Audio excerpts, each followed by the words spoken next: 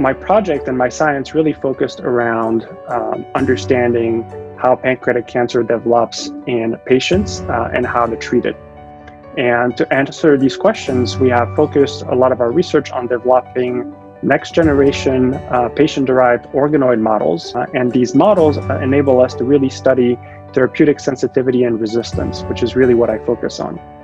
So my main goal is to understand what makes patients' cancer very sensitive, but more often very resistant to therapy. So we can identify either treatments or a combination of treatments that are going to be very effective for a particular patient.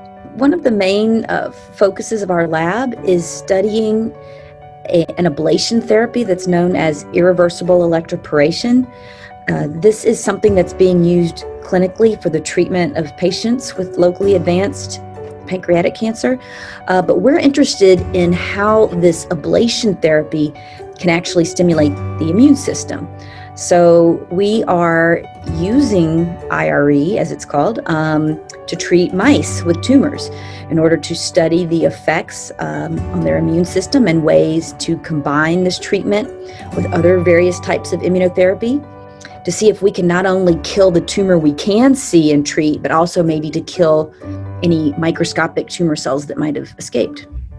What we're really focused on now is being able to develop probes, molecular probes that will allow surgeons to see the tumor better compared to normal background tissues. And it allows for surgeons to detect very small tumors and also to make sure that we get the whole tumor out when we're doing surgery and get negative margins. So we developed mouse models of pancreatic cancer first that express green fluorescent protein and then red fluorescent protein. We were able to do that in mice, and we used the models to evaluate new therapies. And then we got the idea maybe there's some way we could light up a patient's tumor with fluorescence, and that's how we got into the research about using the antibodies that are tagged with the near-infrared fluorophores. The main project that we're working on is we're evaluating near-infrared probes that have been targeted to mucin antibodies. Mucins are a protein normally found in the GI tract, but we found that in pancreatic cancer they're abnormally expressed. And so they present a potential target that we could use to help detect and maybe even treat pancreatic cancer. Part of the ways we do that is we actually get patient tumors from the operating room and bring them back to the lab and implant them into, we call them nude mice that do not have the immune system. So we could grow these tumors in the mice for our projects. Another project we're working on, which I'm very excited for, is working with a medical device company to help develop the next generation of intraoperative cameras that will be able to image and detect these near-infrared probes. Our focus really is trying to identify new drug targets, really ways to target the disease ultimately. We have studied proteins called kinases, which are amongst the most successful drug targets in oncology. We have recently worked with collaborators here to study a particular type of cell called the stem cell, which we think are the most drug-resistant cells in pancreas cancer. And most recently, in work that is being funded by PanCAN, we identified a potential drug target that we're very excited about because it's an enzyme, a protein which modifies other proteins, and enzymes are good drug targets in general. And this is a target which we identified by comparing the what we call the epigenetic landscape, or the way that DNA is organized between pancreas cancers and normal pancreas tissue, because we hypothesized that that would be a way to find new targets. And we identified this protein, which we are studying, in which we have found in a number of models seems to markedly suppress pancreas cancer growth if we inhibit its expression, and which markedly inhibits the ability of pancreas cancer cells to metastasize.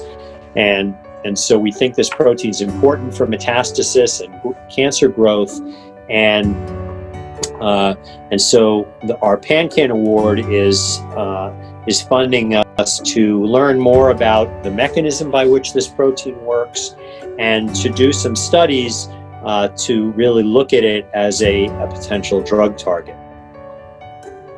My laboratory is currently studying small ubiquitin-like modifications. Small ubiquitin-like modifications has been shown to be required for the functions of the KRAS and c-Myc oncogenes, which are the two major oncogenic drivers for pancreatic cancer cells. In addition, small ubiquitin-like modifications have recently been found to suppress immune systems from removing cancer cells. Therefore, targeting this mechanism could potentially not only inhibiting pancreatic cancer cells directly and induce cancer cell death, but also can activate anti-tumor immunity to allow the immune cells to remove cancer cells and develop long-term immunological memory against the cancer, which is important for long-term survival. Our clinic is composed of gastrointestinal patients, including pancreatic cancer patients. And when we evaluate patients for both chemotherapeutic standard of care, but also biomarker and personalized therapies.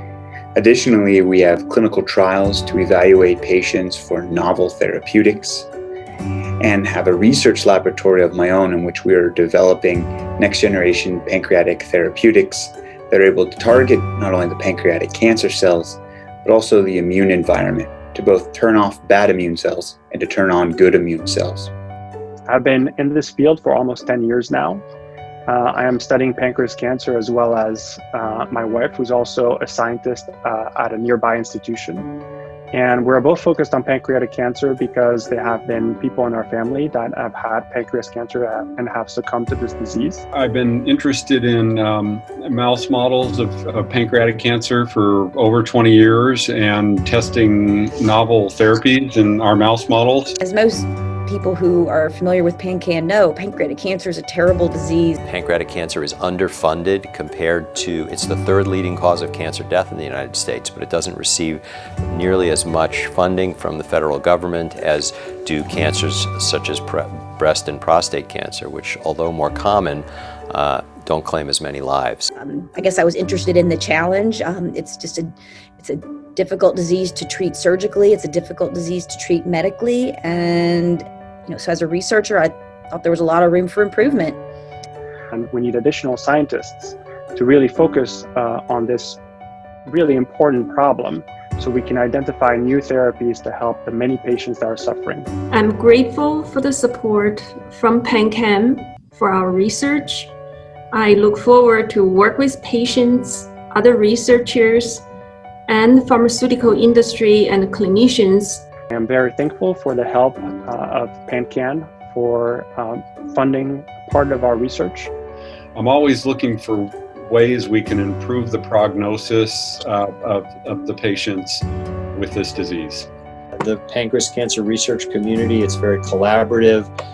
People are really try to help each other. There's a lot of work still left to be done, and we look forward to contributing to not only the patient's increased quality and benefit of life, but also the therapeutic advances that will take them there. Together, we will beat this terrible disease.